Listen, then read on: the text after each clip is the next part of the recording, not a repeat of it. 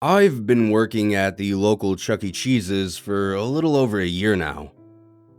To sum up a Chuck E. Cheese, it's pretty much a building filled with various games and activities for children to enjoy.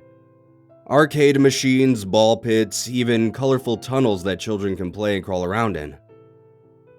It's basically a nightmare for people like me. I'm not too fond of children, to be perfectly honest.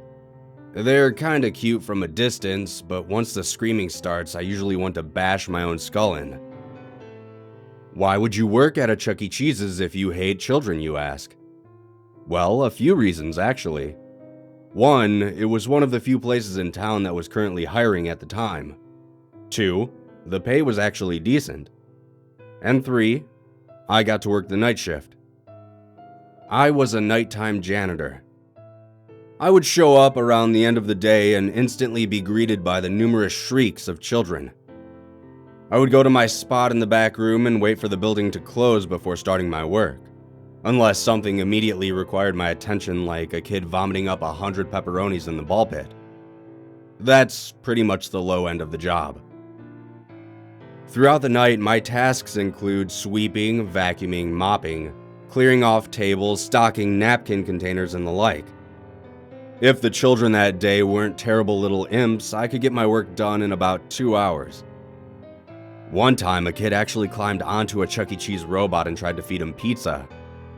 An entire pizza. That took me a lot longer to clean. Why parents never watch their kids is beyond me. The easy nights are the ones that make the job worth it, though. Because after I'm done, I could just kick back in the office and watch TV until my shift is over.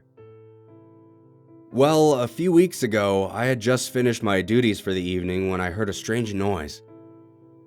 It sounded like a muffled thud coming from somewhere in the building. At first, I thought it was something in the back room that had fallen over, but when I checked the area, nothing was amiss. The noise only happened once, so I thought nothing of it. A few days passed by, and this night I was cleaning pizza sauce off the ceiling. That's right, the ceiling. When I heard that sound again, it sounded exactly the same as the previous night, but this time it was much louder. I searched all over the darkened building, checked the arcade games, the stage, the dining area, but I couldn't find anything. I was starting to grow concerned about the noise, because if something did fall or break and I didn't take care of it, my boss would be pissed. Still coming up empty-handed, I finished my shift and went home. The following night, I didn't do any of my tasks at first. I simply set up a chair in the dining area and waited. I'll admit, sitting by myself in a Chuck E. Cheese's at night is pretty unsettling. Now, I'm not sitting in the pitch blackness, mind you, that would just be silly.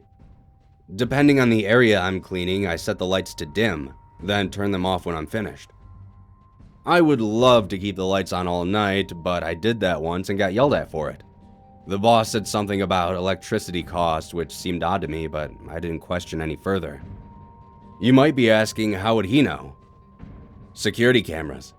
And since they are dated and since I'm not very good at editing security footage, I just dealt with it. Anyways, I'm sitting in the dining area, and after about an hour of hearing nothing, I decided it was time to actually start working. Walking to the utility closet is when I heard the sound. This time it rooted me in mid-step. I knew exactly where it was coming from. The noise sounded from below my feet. This was strange because I never knew this building had a basement.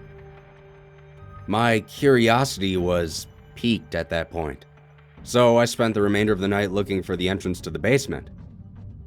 After looking through all the doors, I began to think that the building might just have a simple crawl space and some critter had gotten stuck under there. Just as that thought crossed my mind, I passed by the skee ball and coin pusher game. In between the two games, I saw it. A slight discoloration of the carpet. A faint square outline in one of the floor panels.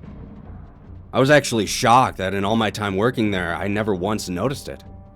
I had vacuumed that area multiple times. As I made my way over to it, I once again thought about the fact that my boss never mentioned it to me. Me, the janitor, someone who should know the area so I can clean it. Upon reaching the outline in the carpet, I retrieved my trusty pocket knife and gently lifted the hatch in the floor. When the hatch opened, I was immediately hit with a wave of stale air. Have you ever walked into a building that had very poor ventilation? Or like an attic? It was like that.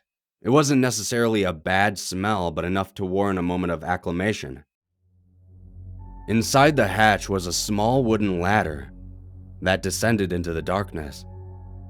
I pulled out my small LED flashlight I keep on my keychain and looked inside. The ladder went down for a few feet, and the walls were made of coarse concrete. I was beginning to feel uneasy as I looked aimlessly into the dark of the hatch. Then I heard it once more. A soft thud, but this time it echoed off the concrete walls. I was positive at that point that I had located the source of the noise. I climbed down the rickety wooden ladder, and the farther down I got, the more the odor of the room began to change. The staleness of the air started to take on a more metallic characteristic. Upon reaching the bottom, I found myself in a narrow corridor that went on for only a few feet. Making my way towards the end of the hall, I saw that it opened into a large square room. Upon stepping into the room, the scent once again changed and started to take on a foul, sour odor. What I saw in the room gave me chills. The walls had various symbols painted on them in a deep crimson. In the middle of the floor, there was what seemed to be a ritualistic circle of some sort, painted on the floor. Just then, movement caught my eye. I shined my flashlight towards the back corner of the room, and that's when I saw it. Eyes glinting in the darkness from my flashlight. But these eyes weren't alive. They were glossy and vacant. They resided in the skull of a young boy whose body was completely eviscerated. But that's not what terrified me. It was the creature feasting on his legs that caused my body to seize. I was unable to see what it looked like as it had its back to me, but it was hunched over, and its back looked reddish, like exposed muscle. Then, I heard the thud once again as the creature dropped the boy's leg onto the floor. The thud echoed throughout this room. Hearing this sound snapped me out of my trance, and I realized I needed to get the hell out of there and call the police. I ran back through the corridor as fast as I could, and just as I reached the base of the ladder, the hatch above me slammed shut. Panicked, I climbed up the ladder and attempted to force the hatch open. Then I heard a new noise coming from behind me. It sounded like shuffling. I was too terrified to aim my flashlight down the dark corridor to see what was making the sound.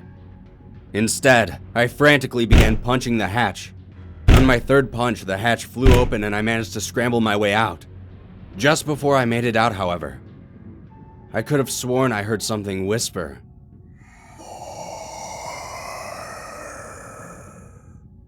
Immediately, I kicked the hatch shut, ran outside, and called the police. About a half an hour later, they showed up along with my manager, and I explained the whole ordeal to them. They were, of course, completely skeptical of everything I told them. I took them inside and showed them the hatch. But when the police investigated it, all they found was a small storage room with miscellaneous boxes and items strewn about it. The police told me I should get some more sleep before coming into work.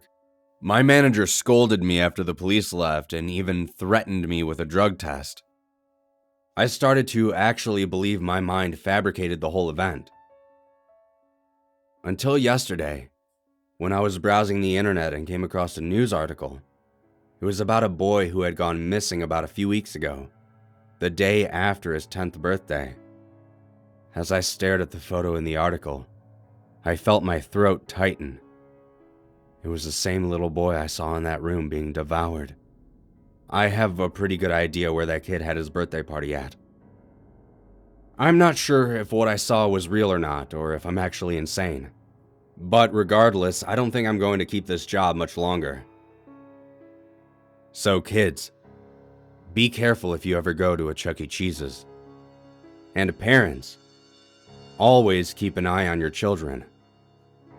You never know who or what could be watching them too.